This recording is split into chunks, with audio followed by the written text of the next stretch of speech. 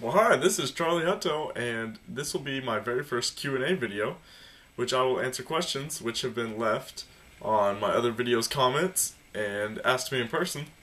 So, let's get started. Now, first question. What is my biggest YouTube influence? Well, I think the direct answer to that question would probably be Tobuscus, because I get a lot of my stuff from him. He's pretty creative, and a lot of the things that he does unique. I kind of just change around a little bit, and I try to make it my own, but at the same time, he's one of my favorite YouTubers, and he's extremely funny. Let's see, coffee or tea? Well, I would say tea, because with coffee, you almost get the same effect. It can be different incantations, like, for example, you can have frappuccino, cappuccino, but everything just, it's meant to, give you energy and focus and that kind of stuff. With tea, you have a lot bigger variety because, there's sleepy time tea, there's ginseng, which gives you energy, and overall, the selection makes it a better drink. Let's see, boxers or briefs? Boxer briefs. Wow, what is my favorite Star Trek series? Okay, that's a little bit more difficult. I say the best acted one, and with the best continuity and overarching storyline and that kind of thing, would be Star Trek Deep Space Nine.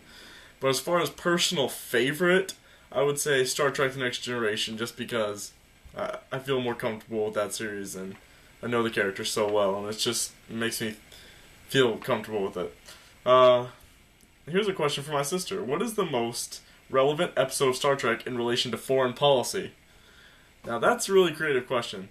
I bet usually the answer would most likely be an episode from The Next Generation, because it deals so much with politics and diplomacy and that kind of thing. But I'm going to throw you a curveball and say an episode from the original series. In the episode A Private Little War from Season 2. And the reason that this has to deal so well with foreign policy is because it has great parallels with what the United States did during the times of the Gulf War and before that with Charlie Wilson. Because in this episode, the Klingons decide to give weapons which are far more advanced than the people living on this certain planet. They're like in the Bronze Age of weaponry, and they decide to give them really advanced weapons. And this throws the whole power structure off because they didn't let them develop on their own. This is like another thing that has to deal with the Prime Directive, which the Klingons don't follow. But since they wouldn't allow them to do that themselves, they kind of screw everything up because they weren't responsible enough to handle it, and it caused a lot of problems. And I think you could easily draw a parallel with this, with like the United States and what it did with the Islamic countries in the Middle East, and it eventually had to pay the price for what it decided to do. And so I think that one's really important. But just to clarify, I also give an episode from The Next Generation, because that's a more orthodox answer.